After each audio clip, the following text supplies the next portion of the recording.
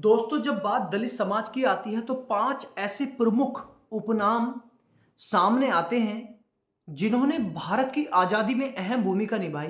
या ये कह लो कि एक ट्रेन होती है, उसमें जो रेल का इंजन होता है, वो वाला जो रोल है वो दलितों ने निभाया। लेकिन इतिहास लिखने वालों ने उनके काम को बहुत कम इतिहास में उतारा। वरना सच्चाई ये थी कि जो इतिहास दलितों का, मजदूर वर्ग का इस देश के लिए रहा है, इस देश की तरक्की की उन्नति के लिए, वो किसी और का नहीं रहा।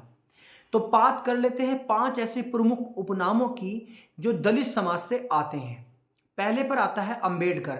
अंबेडकर जो उपनाम है, ये दरअसल जो भीमराव अंबेडकर हैं उन्हीं से जुड़े हुए लोग या उनसे जो ज़्यादा जुड़ात्मक अनुभव जो अपने को मानते हैं, वो अंबेडकर सरनेम का इस्तेमाल करते हैं। और अंबेडकर भी जो है दलित समाज का एक प्रमुख उपनाम है जो बहुत ज़्यादा प्रमुख है। नंबर 2 पे आता है महार। महार जो है महाराष्ट्र के जिलों में लोग जो है, महार एक जाति होती है दलित समाज की, और इसको जो है लोग लगाते हैं और बताते हैं। भीमराव अंबेडकर भी जो है महार समाज से आते थे। और जब भीमराव अंबेडकर के महार समाज के लोगों के साथ बहुत ज़्यादा जातीय भेदभाव हो रहा था, धार्मिक भेदभाव हो रहा था, तो कई हजारों की तादाद में महार जाति के लोगों ने जाकर बौद्ध धर्म अपना लिया था। नंबर 3 पर बात करें तो आते हैं जाटव, या जिनको चमार भी बोल दिया जाता है। हालांकि अभी तक ज़्यादातर जाटव ही यूज किया जाता है। उत्तर भारत का एक सबसे प्रमुख जो ताकतवर जो कहते हैं जाटव एक उपनाम है जो लोग लगाते हैं। इस उपनाम के लोग जो हैं आज की डेट में देश के सरकारी संस्थानों में, सरकारी विभागों में, जॉब्स में बहुत ज़्यादा आगे हैं और प्रमुख ये जो है इज्जत के साथ जो है लोग नाम लेते हैं।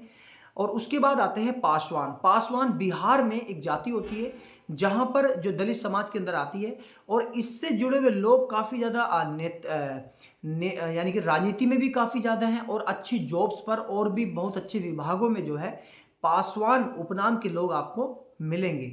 उसके बाद आता है दलित समाज का एक जो वर्ग आता है, वो आता है वाल्मीकि। वाल्मीकि समाज एक ऐसा समाज रहा है जो दलित समाज की नींव रहा है, इस देश की नींव रहा है, इस देश की रीढ़ रहा है। कहीं भी कुछ ऐसा काम हो तो वहाँ पर जो है वाल्मीकि समाज को नाम लिया जाता है। वाल्मीकि रामायण लिखने के लिए उनको याद किया ही जाता है। वहीं पर वाल्मीकि समाज को हिंदुत्व की मिसाल के तौर पर भी याद किया जाता है कि जब भी कभी बात हिंदुत्व की आती है तो वाल्मीकि समाज को बढ़ चढ़कर जो है याद किया जाता है। तो मैंने 5 ऐसे उपनाम बताए हैं जो दलित समाज के हैं।